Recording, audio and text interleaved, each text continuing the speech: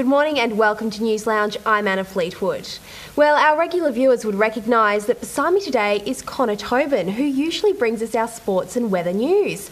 And we thought for my last show for the year, that's right, you won't be seeing me until next year, hopefully, fingers crossed, that we'd make things difficult for me. Switch it up a bit. Switch it up, give me a surprise. And Connor is joining me as host today. It's good to be here. I'm excited, ready to go. And according to the logic of having done a swap, Holly, who is usually beside me on Tuesdays, is now bringing us sports and weather, aren't you, Hol? Yes, I am, Connor. Don't get too comfortable there. You're looking quite comfortable there. It's a great view from over here, actually, might add. Keep warming my seat up. Well, yes, there's lots in the sporting world today. There's lots of rugby news about. Plus, Australian surfer Joel Parkinson is set to get up against legend Kelly Slater in the ASP World title, but more on that later. Oh, sounds good, Holly. Also, coming up, we have an interview with powerlifter Tara Marshall and also an extended look at our interview with Pacific Hajiamana, which we unfortunately had to cut short yesterday. Pacific has an amazing story. We're looking forward to that interview later in the show. But now it's time to turn to the woman who puts the news in News Lounge. Connor and I put the lounge in News Lounge because we like to lounge. Beck, let's move on. How are you today? I'm great, thanks. Making news today, Tuesday the 11th of December 2012. A massive fire at the Narangba Industrial Estate, north of Brisbane, has forced fire and rescue teams to rush to the scene just after 12:30 a.m. The fire spread, destroying 4 prime movers and big gas cylinders, causing large explosions. Neighbouring businesses were evacuated. Fire and Rescue Superintendent Lance Duncan claims a burning car may have caused the destruction. Reports are suggesting one person is dead after a serious collision between a truck and sedan at Clairview, south of Mackay at 7:30 a.m. Emergency crews are still investigating. The presenters at the centre of the hospital prank phone call scandal have spoken out about the apparent suicide of a nurse involved in the call. Mel Gregg and Michael Christian from Sydney's 2Day FM publicly apologised for their actions yesterday, saying they were devastated by the death of London nurse Jacinta Saldanha. The mother of 2 was found dead on Friday after answering a call from the pair on Tuesday when they impersonated the Queen to lure information about the pregnant and ill Duchess of Cambridge. The pair passed on their condolences to the nurse's family in interviews with Channel 9 and the 7 Network yesterday. Southern Cross Austereos cancelled Greg and Christian's radio show and suspended prank calls across its network until further notice, but has defended their employees. It says Greg and Christian followed proper procedures and the station tried to contact the nurses at least 5 times before the segment went to air. The apologies from the presenters have raised questions of how the segment went to air in the first place. Former LNP member Kyle Judge has followed in fellow independent Alex Douglas's footsteps by starring in a number of short commercials speaking out against his former party. Partly funded by Queensland billionaire Clive Palmer, the ads explain why Judge resigned from the LNP and his need to stand up for democracy. Palmer, who also recently resigned from the LNP, will make an announcement this Wednesday, rumoured to be about plans for his own political party. More than 20 boats were destroyed in a boat shed fire at a marina near Beenleigh yesterday. 23 crews of firefighters brought the blaze under control at Horizon Shores Marina at Cabbage Tree Point. The multi-storey shed housed 230 boats, but crews used a forklift to move some to limit further damage. The shed caught alight at 2 p.m, but fire crews had it under control by 7. 2 Renegades biker gang members were arrested yesterday and charged with 10 offences of possession of drugs and weapons. Police Unit Task Force Hydra raided 6 strongholds of the gang before arresting the gang members. The weapons found consisted of a handgun, a stun gun, a knife and ammunition. However, no details of the drugs seized by police have been released. The Brisbane Magistrates Court has granted bail for a woman who left her 2-year-old toddler home alone while she was at the Treasury Casino.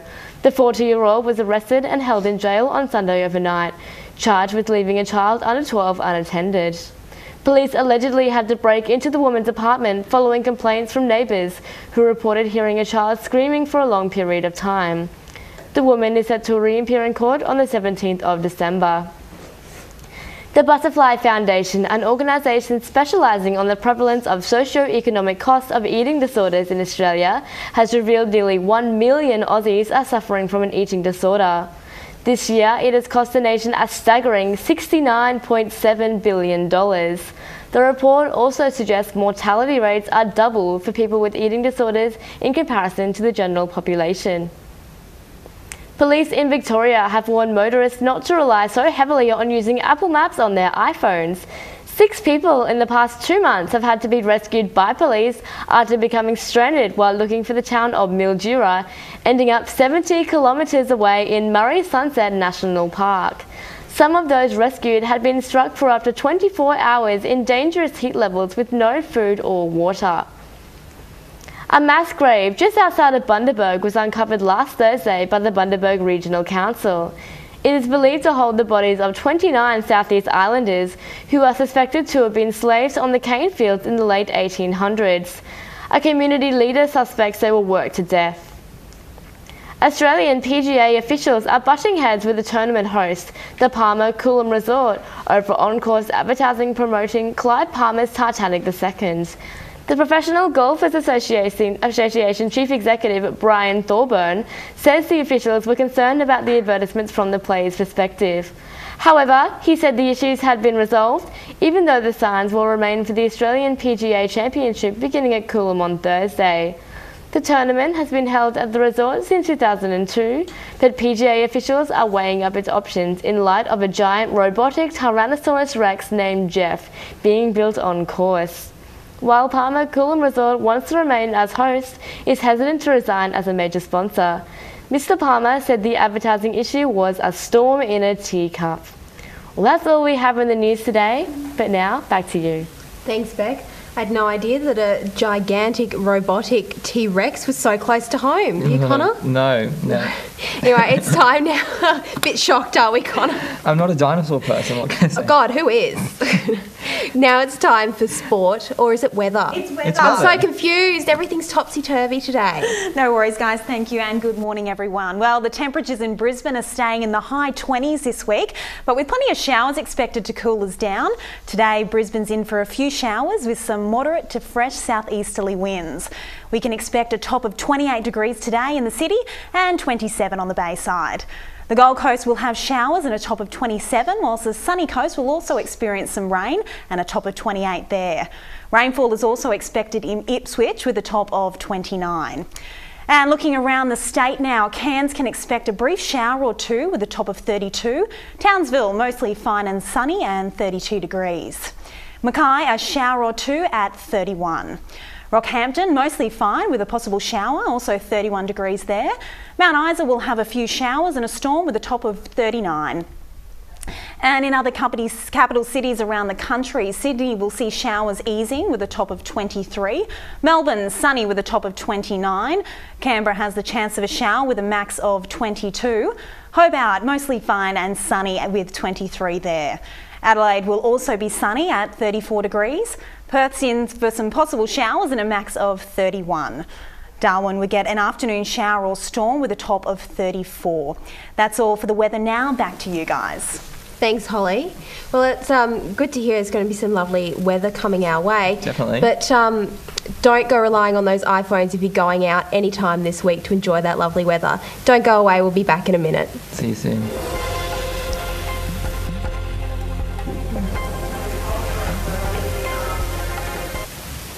Welcome back to News Lounge. Well, not to be confused with Olympic lifting, which is the one where you lift the weights and hold them over your head, as Connor is demonstrating.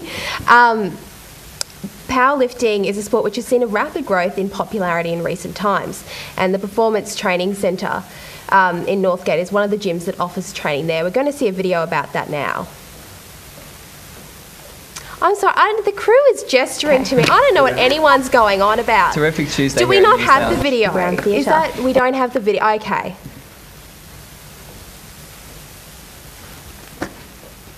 Okay. Australia.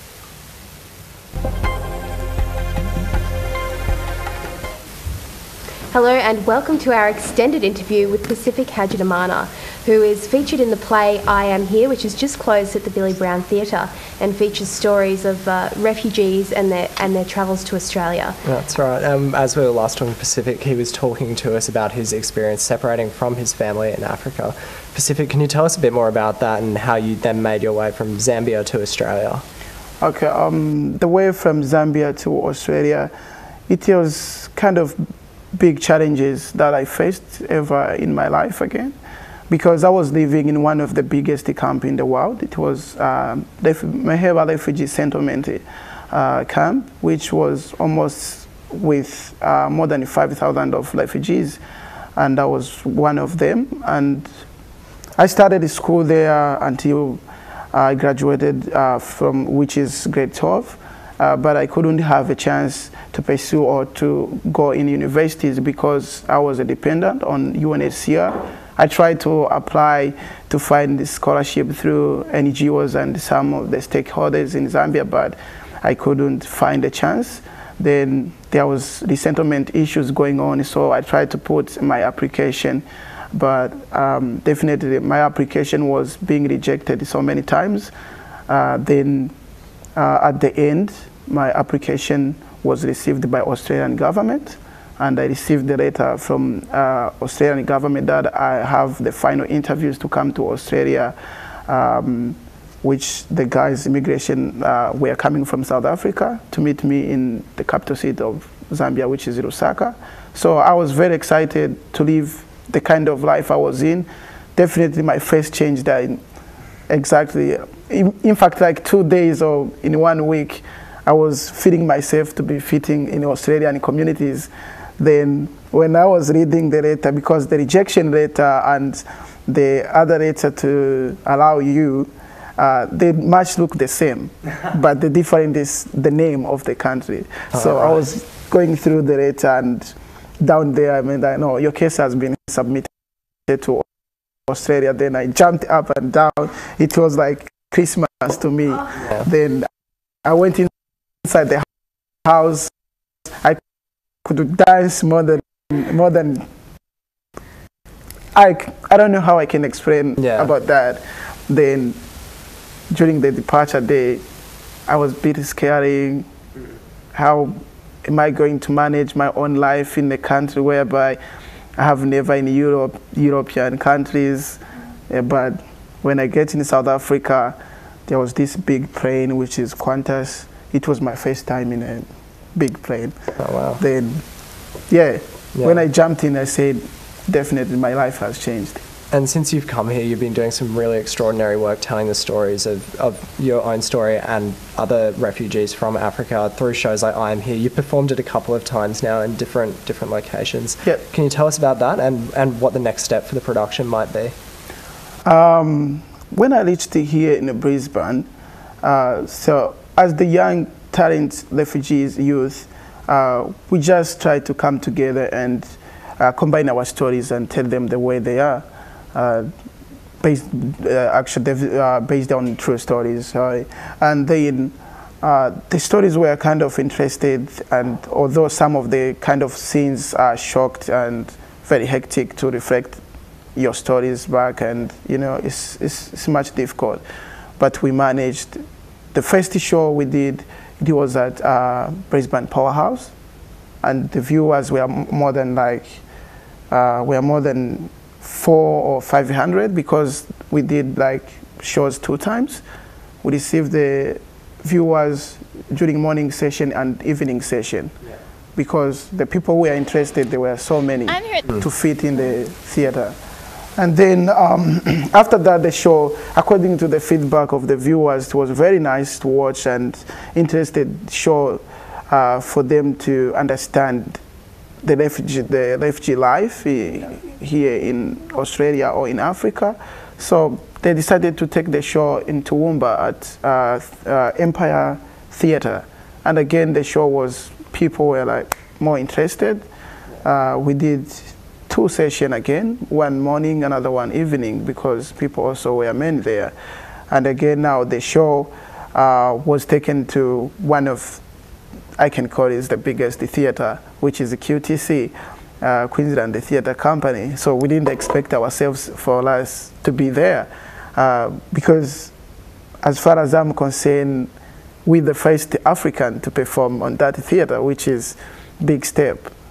Yeah. So people also, they were interested with the show we did almost a 5 session, imagine, and people were like in the house were too many, even some of them, they could lose their seats and the stand until they showed the last show on a Saturday, which was also massive. And we don't know, actually now, we don't know where the show will be taken, but we are having some rumors that the Melbourne people, they like the show, they love to see the show in Melbourne. So we kind of sitting and just waiting for the audiences who are there, the viewers, to give us a feedback and see how we can take our show. But definitely our hope is the show is not going to end here in Brisbane. That's great. Yeah. Well, it is such an incredible series of stories that you're telling, and it's great to see that people will be lucky enough to see it all around Australia now. Pacific, thank you so much for your time today. It's been great talking to you about your own experiences as well as this fantastic show. Thank you very much for having me. That's all we've got time for today, but if you join us tomorrow on News Lounge, we will see you then. And sorry for the technical difficulties we experienced there. We're having a bit of trying to manage live TV. It's all lots of fun for us here in the studio. It's good. It's like driving. It's like that movie Speed, and the bus is going out of control, and I'm the driver. Great analogy, Anna. But now we're going to go to Holly and see what she's got in store for us with sport. Thanks, guys. Well, North Queensland Cowboy fans can rejoice as star forward James Tamu has been resigned for 3 years. Tamu credits the club and local northern support for his reasons for staying. The 24-year-old made his debut in 2009 and has since played 78 games for the Townsville club. Firebird star Ronald Aiken is finding to be fit in time for the ANZ Championship in March. The Queensland ace had her right hand operated on in October, and the expected 6-week recovery period has elapsed and the bone has not healed. Aiken will have it reset on Wednesday. And Ipswich Rugby League has re-established ties with its former affiliate, the Brisbane Broncos, in a new 3-year deal. The Broncos will now nurture the region's stock of juniors and players to the senior club Ipswich Jets. As a rugby league heartland, Ipswich is seen by the Broncos as being a strong breeding ground for talent, producing notable stars such as Alan Langer and the Walters brothers. That's all we have time in sport today, guys. Back to you. Thanks, Holly. And as promised, for the last segment, we will be speaking with Tara Marshall about powerlifting. That'll be in a few minutes. Don't go away. See you then.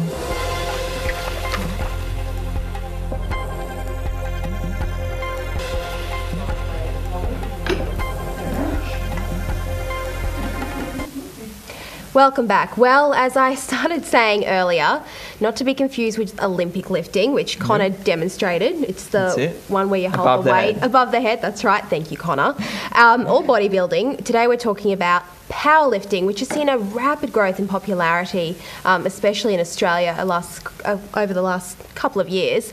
And the Performance Training Centre, also known as PTC in Northgate, is one of the only gyms in Brisbane that offers the opportunity to train and compete in the sport. That's it, and it's normally associated with bulky neck-straining men, but powerlifting is starting to find its flavour among women, and I don't mean female spectators. PTC recently played host to the Powerful and Pretty competition. It was open to only female lifters, and we're joined by one of the winners, Tara Marshall. Good morning, Tara. How are you going? Good, thank you. How are you? Good. We're good. Having a great day, aren't we? Yeah, we're having a really smooth day. So tell us basically, what is powerlifting? So powerlifting is basically 3 main lifts and lifting the heaviest weight that you can. It consists of squat, bench and deadlift. So squat being the bar on your back, squatting down and coming back up. Bench laying on a bench and pushing it off your chest. And deadlift is a bar with weights on the floor that you pull up to about hip length. So really, for a lot of powerlifters, it's all about the competition. You know, that's the drive, isn't it? And we have a video. Our reporter Amy Pasoltis was out there on the weekend having a look at the Pretty and Powerful competition, and hopefully everything going to plan. You'll be able to have a look at that video now.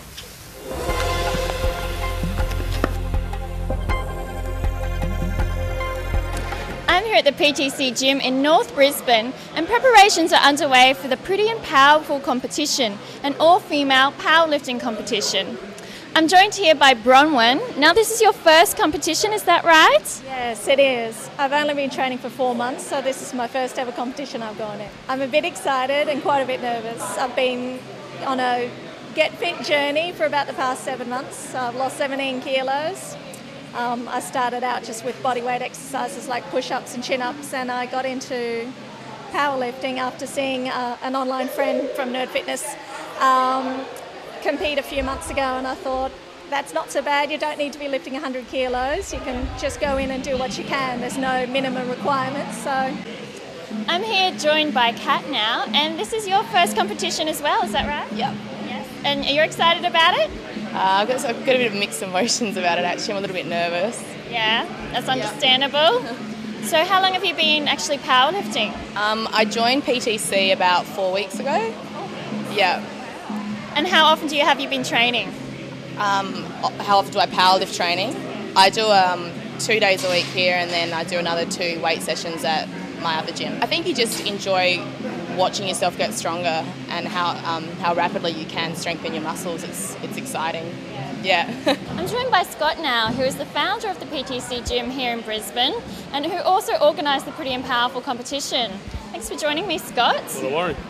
So tell me, how did you come about to organise this all-girl female powerlifting competition? Well, at PTC we're a strength and conditioning gym, so we want to get as many people involved in strength training as possible. In our gym, most people compete in powerlifting, and a lot of the girls, they're a little bit intimidated by coming to the big shows where guys are, lifting big numbers. So we decided to get the girls' comp going. Just a bit more friendly atmosphere for them, they're not so intimidated.